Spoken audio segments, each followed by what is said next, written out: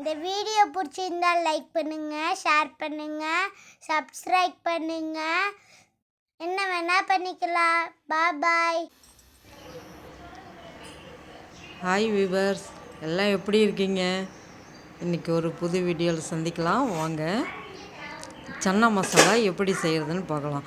இந்த மசாலா ரொம்ப டேஸ்ட்டாக இருக்கும்.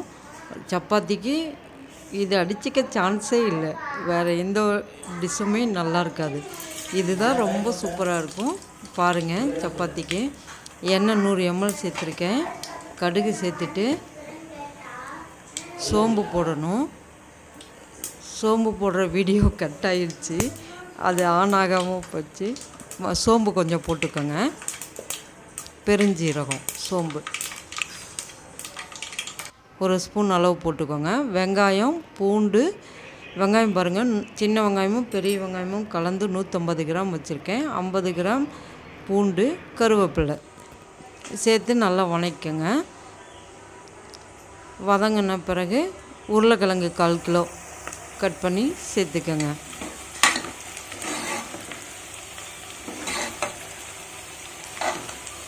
நல்லா இந்த பதத்துக்கு வந்த பிறகு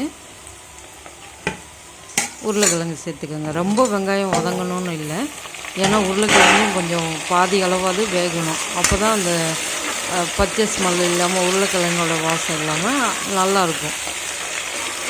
கொஞ்சம் வெந்த பிறகு மசாலா சேர்த்தா நல்லா டேஸ்ட் இருக்கும்.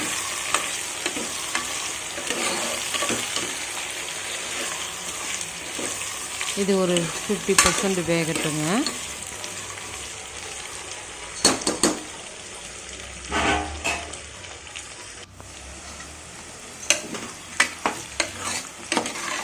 அவ்வளோதான். இந்த பதத்துக்கு வந்த பிறகு இப்போ தக்காளி சேர்த்துக்கலாம். இதுக்கு நான் 1/4 கிலோ உருளைக்கிழங்கு, 1/2 கிலோ தக்காளி எடுத்திருக்கேன். சன்னா 350 கிராம் எடுத்திருக்கேன். சன்னா தான் நிறையா இருக்கணும், அப்போ தான் நல்லாயிருக்கும். அதனால் இது 1/2 கிலோ தக்காளியை சேர்க்குறோம்.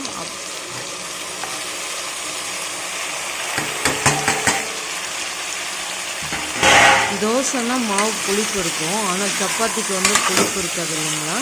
அப்போ இந்த தக்காளிலாம் கொஞ்சம் எக்ஸ்ட்ராவாக இருந்தால் நல்லாயிருக்கும். இது 1/2 கிலோ தக்காளி தான், இது கரெக்டாக பர்ஃபெக்டான சுவை கொடுக்கும்.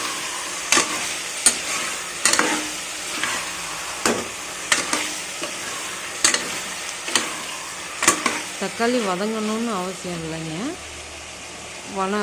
வதங்கணும்னு இல்லை, உடனே நம்ம தக்காளி போட்டோடனே மசாலா சேர்த்துக்கலாம். தேவையான அளவு காரம் சேர்த்துக்கோங்க. மஞ்சத்தூள், மல்லித்தூள் 3 மட்டும்தான் போடுறோம்.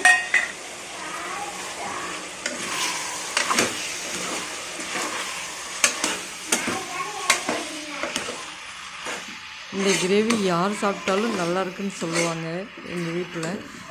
இது செம்ம டேஸ்ட்டாக இருக்கும். இப்போ இதை நல்லா கிளறி விட்டு நல்லா வதங்கணும். வதங்கி எண்ணெயெல்லாம் மேலே வரணும். அந்த அளவுக்கு நல்லா வதங்கின பிறகு பாருங்கள், இந்த மாதிரி வரணும். இந்த மாதிரி எண்ணெயெல்லாம் மேலே வரணும். அந்த அளவுக்கு நல்லா வதங்கின பிறகு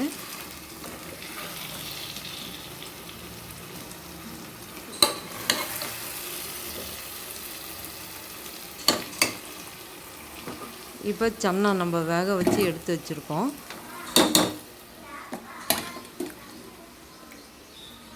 அஞ்சு விசில் விட்டேங்க. நீங்கள் எப்படி வேக வைக்கணுமோ பார்த்து வேக வச்சுக்கோங்க.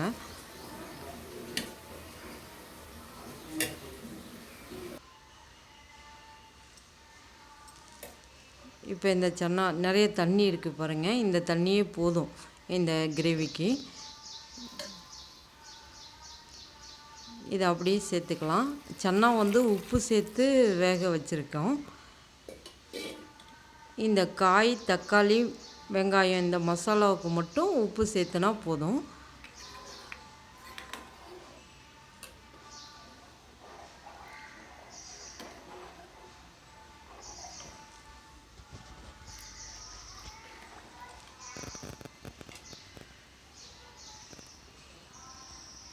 அந்த மசாலாவுக்கு தேவையான உப்பு சேர்த்துக்கலாங்க.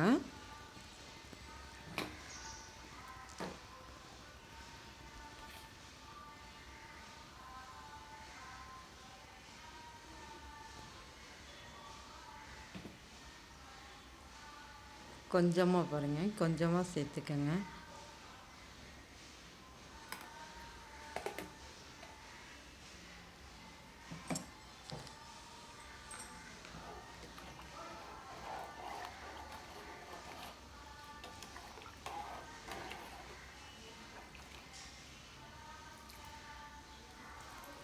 இதை குக்கரை 3 விசில் விட்டு எடுத்துக்கலாங்க.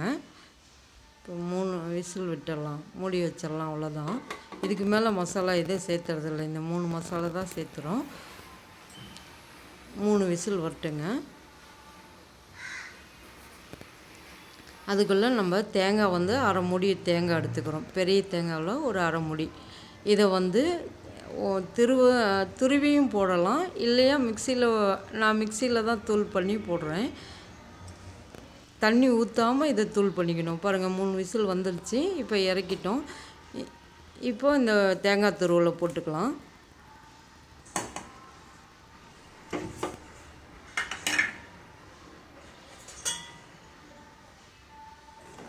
நல்லா கிளறி விட்டு ஒரு கொதி மட்டும் வரட்டும், அந்த தேங்காய் போட்டதுக்காக.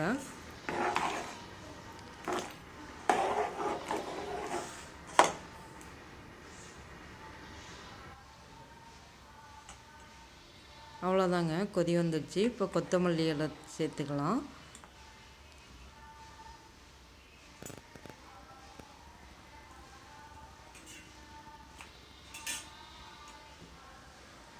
சப்பாத்தி சாப்பிட்டு முடித்ததுக்கப்புறமும் இந்த குழம்பு கொஞ்சம் போட்டு, சப்பாத்தி சாப்பிட்ட பிறகும் இந்த குழம்பு கொஞ்சம் போட்டு சாப்பிடுவாங்க. ரொம்ப டேஸ்ட்டாக இருக்கும். நீங்கள் இது சமைச்சு பார்த்துட்டு எப்படி இருக்குன்னு சொல்லுங்கள். இந்த திக்னஸ் வந்து இன்னும் கொஞ்சம் ஒரு 25% ஆறின பிறகு இன்னும் கொஞ்சம் திக்னஸ் ஆகிடும். இந்த கிரேவி நல்லாயிருக்கும்.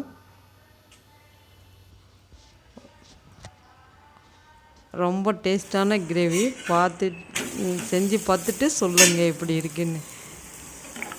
தட்டை காட்டு.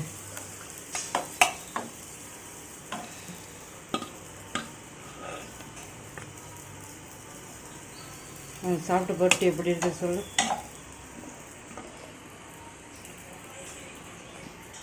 இங்கே செம்ம சூடாக இருக்குது. கொதிக்கிறது. பர்ஃபெக்ட். சும்மா